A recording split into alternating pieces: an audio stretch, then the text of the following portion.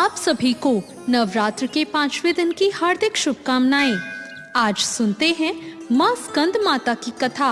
नवरात्रि के 5वें दिन माँ स्कंद माता की पूजा की जाती है। भगवान शिव और माता पार्वती के पुत्र कार्तिकेय को स्कंद के नाम से भी जाना जाता है। भगवान स्कंद को माता पार्वती ने प्रशिक्षित किया था।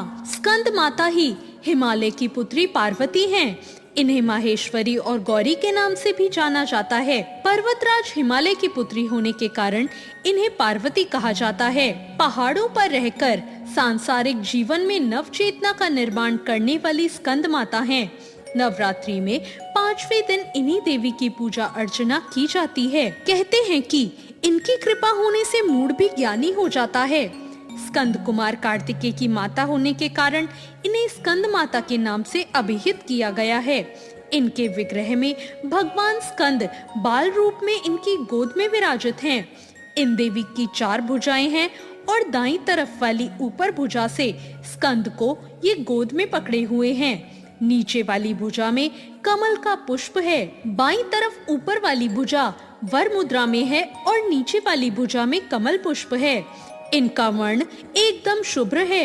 ये कमल के आसन पर विराजमान रहती हैं, इसलिए इन्हें पद्मासना भी कहा जाता है। सिंह इनका वाहन है। आइए जानते हैं स्कंद माता की पौराणिक कथा। एक पौराणिक कथा के अनुसार ताड़कासुर नाम का एक राक्षस था, जिसका अंत केवल भगवान शिव के पुत्र के हाथों संभव था। तब माँ पार्वती ने अपने पुत्र स्कंद यानी कार्तिकेय को युद्ध के लिए प्रशिक्षित करने के लिए स्कंद माता का रूप लिया था।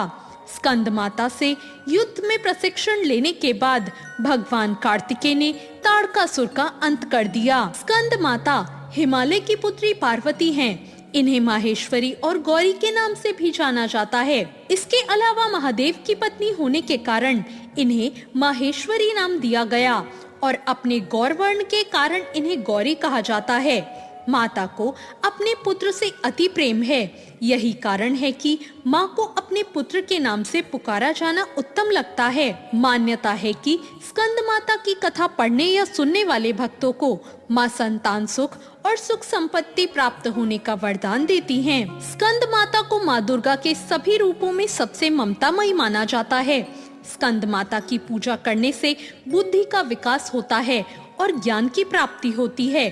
स्कंद माता को पीले रंग की चीजें बहुत पसंद हैं। स्कंद माता के भोग में पीले फल और पीली मिठाई चढ़ाई जाती है।